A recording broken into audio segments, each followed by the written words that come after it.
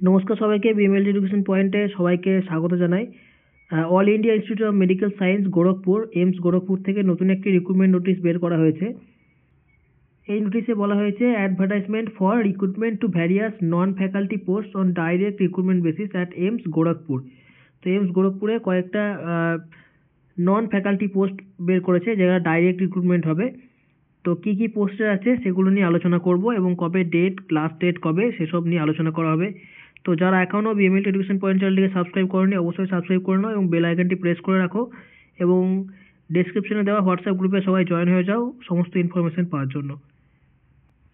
তো কিসের কিসের ভ্যাকেন্সি আপডেট বেরিয়েছে এইমস গোরখপুরে? টিউটর বা ক্লিনিক্যাল ইনস্ট্রাক্টর গ্রুপ এর পোস্ট, সেখানে হচ্ছে পে লেভেল কিন্তু হচ্ছে লেভেল 10। ঠিক আছে, এখানে হচ্ছে শুধুমাত্র দুটো আনরিজার্ভ ক্যাটাগরির ক্ষেত্রে শুধুমাত্র দুটো ভ্যাকেন্সি, টোটাল দুটো।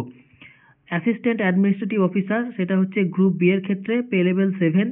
এখানে হচ্ছে কিন্তু জেনারেলদের ক্ষেত্রে মানে আনরিজার্ভ ক্যাটাগরির একটা। জুনিয়র অ্যাকাউন্টস অফিসার, এটা হচ্ছে গ্রুপ বি লেভেল 6 এর। এখানেও হচ্ছে জেনারেলের ক্ষেত্রে দুটো ভ্যাকেন্সি টোটাল। স্টোর কিপারের ক্ষেত্রেও কিন্তু লেভেল 6-এর পে লেভেল এবং গ্রুপ বি এর পোস্ট, এখানে তিনটে ভ্যাকেন্সি, দুটো ইউআর এবং একটা হচ্ছে OBC.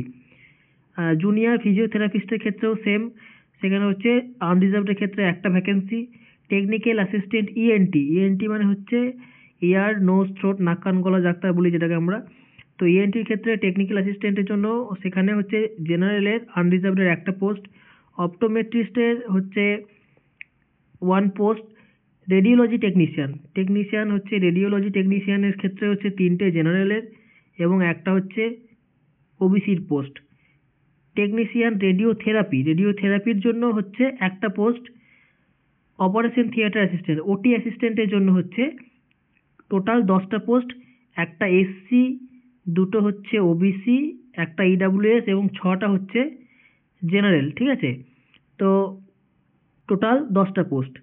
Junior medical lab technologies, যেটা মেন ইম্পর্টেন্ট আমাদের এমটির ক্ষেত্রে, মেডিকেল টেকনোলজি ল্যাবের ক্ষেত্রে জুনিয়র মেডিকেল ল্যাবরেটরি টেকনোলজিস, সেখানে হচ্ছে টোটাল 40টা পোস্ট। 5টা হচ্ছে এসসি, 3টে হচ্ছে এসটি, 10টা ওবিসি, 3টে ইডাব্লিউএস এবং 19টা হচ্ছে আনরিজার্ভডের ক্ষেত্রে সব থেকে বেশি পোস্ট রয়েছে। এছাড়া ফার্মাসিস্টে হচ্ছে এটা গ্রুপ সি এর পোস্ট, লেভেল 5 পে লেভেল, এখানেও আনরিজার্ভডের একটা পোস্ট। মেডিকেল রেকর্ড টেকনিশিয়ান, এখানে হচ্ছে লেভেল 4 পে, এখানে হচ্ছে একটা পোস্ট। মর্চুরি অ্যাটেন্ডেন্টের ক্ষেত্রেও হচ্ছে একটা পোস্ট, এগুলো হচ্ছে আনরিজার্ভডের ক্ষেত্রে। তো সব থেকে বেশি পোস্ট হচ্ছে জুনিয়র মেডিকেল ল্যাব টেকনোলজিস্ট এবং অপারেশন থিয়েটার অ্যাসিস্ট্যান্ট, একটাতে 40টা এবং একটাতে 10টা। টোটাল হচ্ছে 69 পোস্ট। শুধুমাত্র জুনিয়র মেডিকেল ল্যাব টেকনোলজিস্ট যেটা রয়েছে, যেই পোস্টটা মানে মেডিকেল ল্যাব টেকনোলজিস্টে আমাদের ক্ষেত্রে যে পোস্টগুলো রয়েছে, তো সেখানের যে কোয়ালিফিকেশন এবং পে স্কেল কী রয়েছে সেটা বলছি। এখানে পে লেভেল হচ্ছে 5। এসেন্সিয়াল কোয়ালিফিকেশন বলেছে 10+2 with science subjects, physics, chemistry and biology বা বায়োটেকনোলজি, এগুলো কিন্তু লাগবেই। এবং তার সাথে 2 years regular diploma in medical laboratory technology.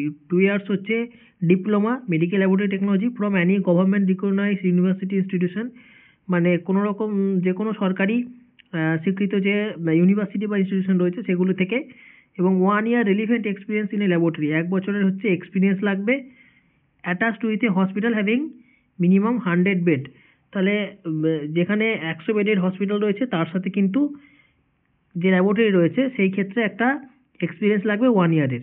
অথবা 10+2 with science subjects, same 10+2 with science subjects মানে ফিজিক্স, কেমিস্ট্রি, বায়োলজি বা বায়োটেকনোলজি।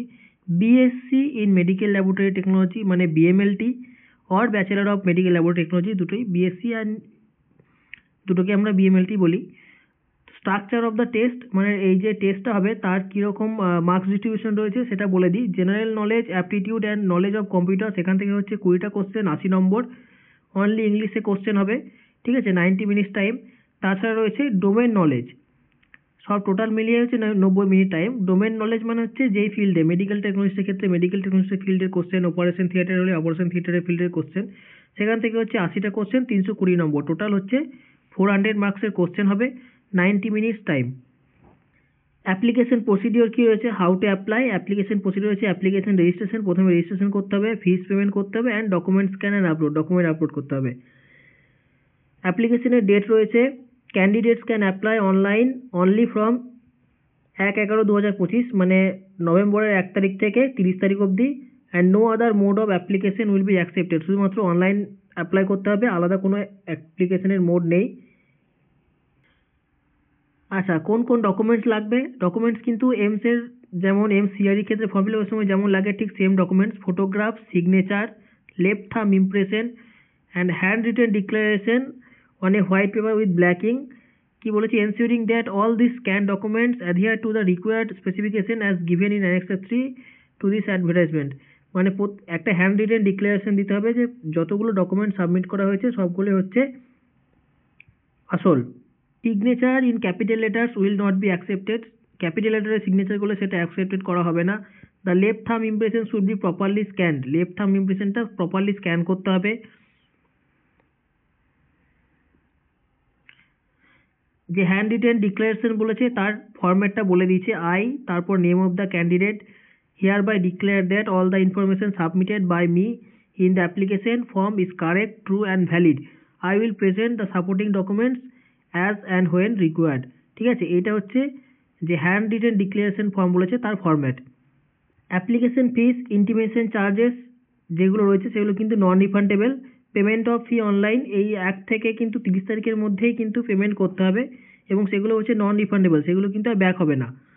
কোথায় অ্যাপ্লাই করতে হবে? এই যে ওয়েবসাইটের লিঙ্ক এরা প্রোভাইড করেছে, ঠিক আছে, এইমস গোরখপুরের ওয়েবসাইট, এখানে অ্যাপ্লাই অনলাইন বলে অপশন থাকবে, সেখানে গিয়ে অ্যাপ্লাই করতে হবে এবং নিউ রেজিস্ট্রেশন করে click here for new registration option থাকবে, সেখানে গিয়ে এখানে অ্যাপ্লাইয়ের পুরো প্রসিডিওরটা বলে দেওয়া আছে, ভালো করে দেখে নেবে।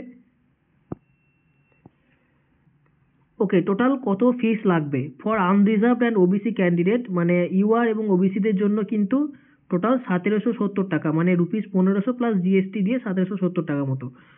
এবং এসসি এসটি এবং ইডাব্লিউএস ক্যান্ডিডেট যারা রয়েছে তাদের জন্য 1416 টাকা, মানে হচ্ছে 1200 টাকা প্লাস জিএসটি মিলে 1416 টাকা। তো এটা হচ্ছে ফিস পেমেন্টের টাকা। তো এটা কিন্তু নন রিফান্ডেবল, এটা কিন্তু রিফান্ড করা যাবে না। এমসি সিআরডিতে যেমন বলেছিল এসসি এসটিদের ক্ষেত্রে রিফান্ড করবে, কিন্তু এটাতে কিন্তু কোনো রকম রিফান্ড করা যাবে না। এবং persons with disabilities fees exempted, মানে যারা ডিসএবিলিটিস রয়েছে পিডাব্লিউডি তাদের কিন্তু কোনো রকম ফিস লাগবে না। এর এক্সামিনেশন সেন্টার যেটা সেটা কিন্তু গোরখপুর, লখনৌ এবং এনসিআর দিল্লি, এই তিনটেই কিন্তু এক্সামিনেশন সেন্টার, বাকি কোনো জায়গায় কিন্তু সেন্টার পড়বে না। এইটাই হচ্ছে একমাত্র খুব প্রবলেমের বিষয়, যে বাকি কিন্তু কোনো জায়গায় সেন্টার পড়বে না, একমাত্র গোরখপুর, লখনৌ বা এনসিআর দিল্লি এই তিনটের মধ্যে কিন্তু সেন্টার পড়বে। যদি সেখানে এক্সাম দিতে যাওয়া পসিবল হয় তাহলে কিন্তু ফর্ম ফিল আপ করবে, নইলে কিন্তু ফর্ম ফিল আপ করার কোনো প্রয়োজন নেই। যেহেতু এটা কলকাতা বা আলাদা অন্যান্য ওয়েস্ট বেঙ্গলের ক্ষেত্রে কলকাতায় কিন্তু এর কোনো রকম সিট পড়বে না, সেন্টার কিন্তু গোরখপুর, লখনৌ এবং এনসিআর দিল্লি। তো অ্যাপ্লাই করার আগে নোটিফিকেশনটা আরও ভালো করে একবার পড়ে নেবে এবং যদি কোনো ইনফরমেশন জানা থাকে অবশ্যই কমেন্টে জানাবে। আর আমার চ্যানেলটিকে সাবস্ক্রাইব করে নাও এবং ডেসক্রিপশনে হোয়াটসঅ্যাপ গ্রুপের লিঙ্ক দেওয়া আছে, অবশ্যই জয়েন হয়ে যাও আরও ইনফরমেটিভ ভিডিও পাওয়ার জন্য। তো থ্যাংক ইউ সবাইকে, দেখা হচ্ছে নেক্সট ভিডিওতে।